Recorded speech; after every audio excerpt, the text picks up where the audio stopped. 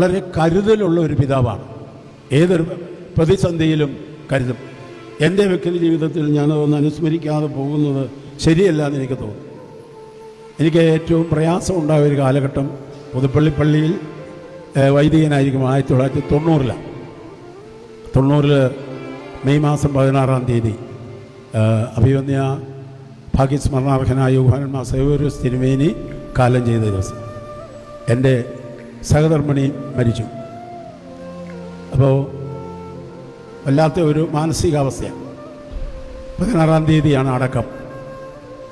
അപ്പം മെത്രാച്ചന്മാരെ ആരെയും വിളിച്ചിട്ട് കിട്ടിയില്ല.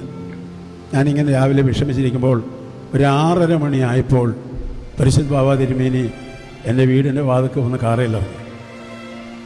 അന്ന് ബിനോയച്ചനാണ്. പാറമ്പഴ ചമ്മാച്ചനുണ്ടോ എന്ന് എനിക്കറിഞ്ഞുകൂടാ. ബിനോയച്ചനുണ്ട്. വീട്ടിൽ വന്നു. ഞാൻ മുറ്റത്ത് ഇറങ്ങിച്ചെന്നു. എടോ, എനിക്ക് കൊരട്ടിക്ക് പോകാതിരിക്കാൻ ഒക്കുകയില്ല.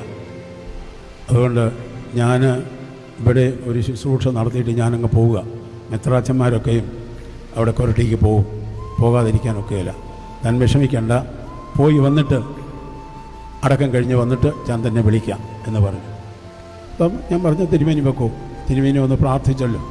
അടക്കമൊക്കെ കഴിഞ്ഞ് തിരിച്ചു വന്ന് എന്നെ വിളിപ്പിച്ചു.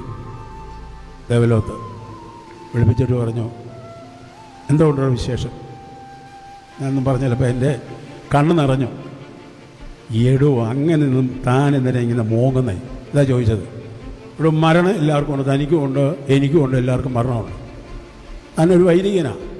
പക്ഷേ എന്നോട് പറഞ്ഞത് തൻ്റെ വീട്ടിലെ കാര്യങ്ങൾ താൻ തന്നെ ചെയ്യണം. എന്നോട് പറഞ്ഞു, എടോ, തുണി നനയ്ക്കേണ്ടി വന്നാൽ തുണി നനയ്ക്കണം, പാത്രം കഴുകേണ്ടി വന്നാൽ പാത്രം കഴുകണം, പാചകം ചെയ്യേണ്ടി വന്നാൽ പാചകം ചെയ്യണം. ഒരിക്കലും പരാജയപ്പെടാൻ പാടില്ല. താൻ ധൈര്യമായിട്ട് മുന്നോട്ട് പോകണം. ദൈവം തന്നെ കൈവിടുകയില്ല എന്ന് തോന്നി. അത് കഴിഞ്ഞ് ഒരാഴ്ച കഴിഞ്ഞപ്പോൾ വീണ്ടും എന്നെ വിളിച്ചിടൂ. താൻ ആ വീട്ടിൽ തന്നെ ഇരുന്നാൽ പറഞ്ഞ ഭാഷ താനൊരു മൊണ്ണയായി പോകും. അതെനിക്കറിയാം. ആ വീട്ടിലിരുന്ന് ഇത് ഓർത്തുകൊണ്ട് താനിരിക്കും. അതുകൊണ്ട് തന്നെ ഞാൻ അവിടെ നിന്ന് മാറ്റുക. താൻ ആ പുതുപ്പള്ളി പോയി, നമ്മുടെ ആശുപത്രിയുണ്ട്, പാറാട്ട് ആശുപത്രി, അവിടെ തനിക്കായിട്ടൊരു മുറി ഞാൻ ക്രമീകരിച്ചിട്ടുണ്ട്. അവിടെ പോയി താമസിച്ചോളാം. പുതുപ്പള്ളി പള്ളിയുടെ കാര്യങ്ങൾ മുഴുവൻ തനിക്ക് അന്വേഷിക്കാം. ആ ആശുപത്രിയിൽ വരുന്ന രോഗികളെയൊക്കെ ഒന്ന് കാണാം, പ്രാർത്ഥിക്കാം. തനിക്ക് എപ്പോഴും ഒരു എൻഗേജ്മെൻ്റ് ഉണ്ട്. സത്യത്തിൽ എൻ്റെ ജീവിതത്തിൽ എനിക്കൊരിക്കലും മറക്കാനാവാത്ത അനുഭവങ്ങൾ അതൊക്കെ. എന്നെ പിടിച്ചു നിർത്തിയത് ആ പിതാവാണ്.